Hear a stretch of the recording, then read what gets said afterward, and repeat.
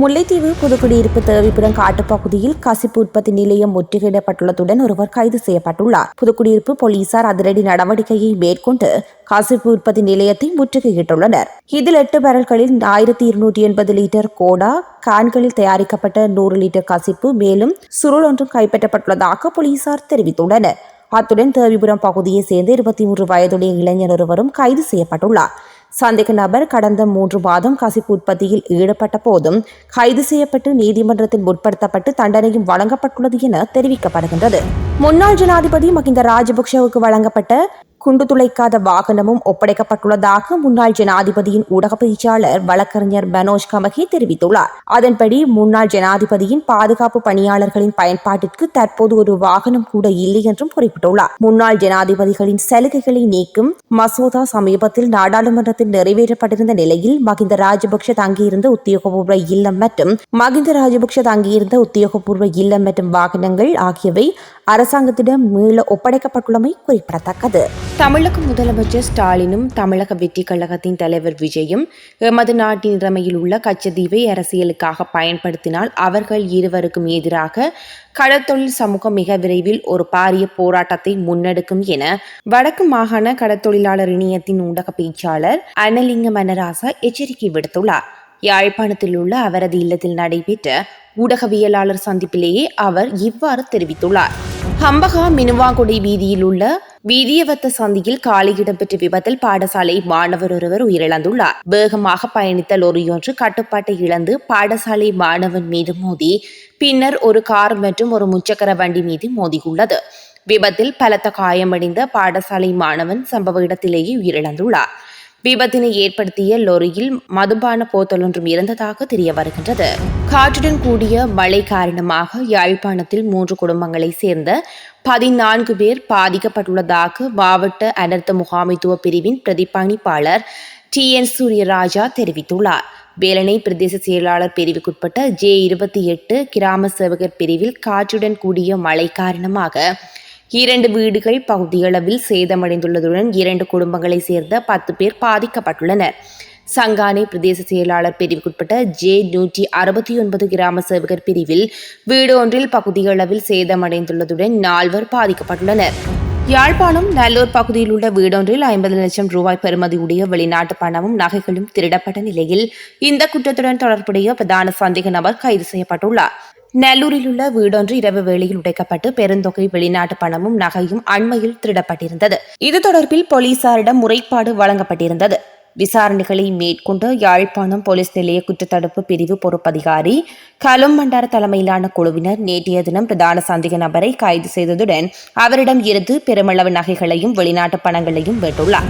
யாழ்ப்பாணம் பருத்தித்துறையில் எலி எச்சங்களுடன் கூடிய உணவுப் பொருட்களை விற்பனைக்கு வைத்திருந்தமை உள்ளிட்ட குற்றச்சாட்டுகளில் பல்பொருள் அங்காடி உரிமையாளருக்கு 60,000 ரூபாய் தண்டப்பணம் விதிக்கப்பட்டுள்ளது. பருத்தித்துறை நகர சபையின் ஆளுகைக்குட்பட்ட பகுதியில் உள்ள உணவு கையாளும் நிலையங்கள் மற்றும் பல்பொருள் அங்காடிகளில் பொது சுகாதார பரிசோதகர் மேற்கொண்ட சோதனை நடவடிக்கையின் போதே இந்த நடவடிக்கை மேற்கொள்ளப்பட்டுள்ளது. இஸ்ரேலில் கட்டுமான துறையின் புதுப்பித்தல் துணைத்துறையில் வேலை வாய்ப்புகளுக்கு தகுதியான தொழிலாளர்களை பதிவு செய்யும் நடவடிக்கை மீண்டும் ஆரம்பிக்கப்பட்டுள்ளதாக இலங்கை வெளிநாட்டு வேலைவாய்ப்பு பணியகம் தெரிவித்துள்ளது. 25 தொடக்கம் 45 வயதுக்குட்பட்ட ஆண்கள் இதற்கு விண்ணப்பிக்கலாம்.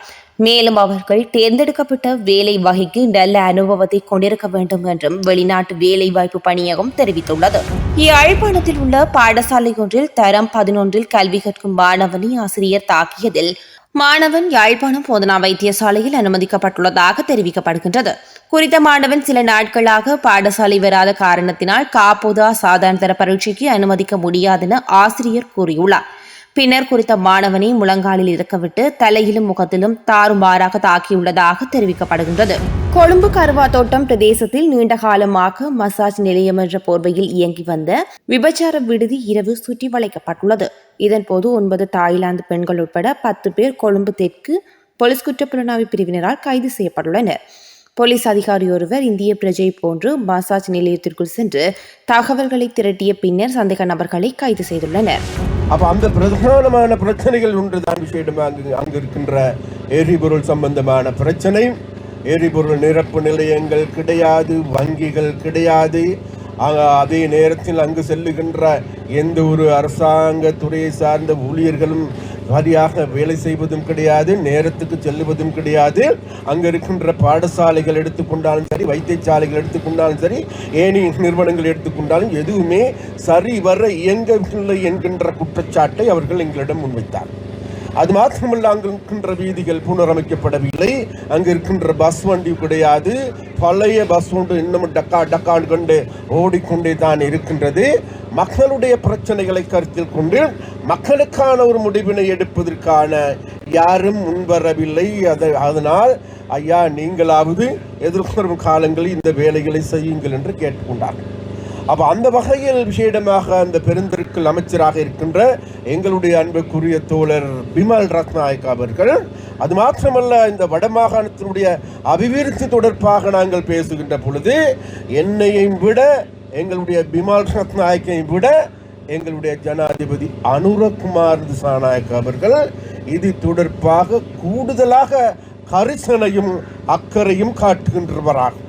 என்றால் அவர்தான் சொன்னார், அதாவது எதிர்வரும் காலங்களில் வேகமான அபிவிருத்தி, கூடுதலான நிதி ஒதுக்கீடு எங்கு செய்ய வேண்டும் என்றால் அது வேறு எங்குமல்ல, வட மாகாணத்திற்காகும். என்றால் வட மாகாணம் என்பது எங்களுக்கு எல்லோருக்குமே தெரியும், கடந்த 30 வருடங்களுக்கு மேலாக யுத்தமாக பாதிக்கப்பட்ட பிரதேசம். பாதிக்கப்பட்டது மாத்திரமல்ல, அதன் காரணமாக அந்த பிரதேசத்திற்கான அபிவிருத்தி செயற்பாடுகள் வரவில்லை. ஆகவே நாங்கள் 30 வருடங்களுக்கு பின்தங்கிய நிலையிலேயே நாங்கள் இருக்கின்றோம். அதனால் அதை கட்டி எழுப்புவதற்கு கூடுதலான கவனத்தை செலுத்துங்கள் என்று குறிப்பிட்டார்கள். அந்த வகையில் தான் இங்கு 5000 மில்லியன் ரூபாய் செலவழித்து வீதிகள் புனரமைக்கப்படுகின்ற வேலையில் ஆரம்பமாக இருக்கின்றது. குறிக்கட்டுவான் வேலை ஆரம்பமாக இருக்கின்றது.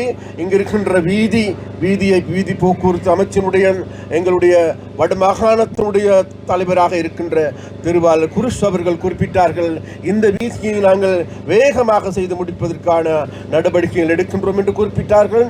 அது மாத்திரமல்ல, யாழ்ப்பாணத்தில் இருக்கின்ற பல வீதிகளை புதிதாக செப்பனிடுவதற்கான வேலைகள் ஆரம்பமாக இருக்கின்றது.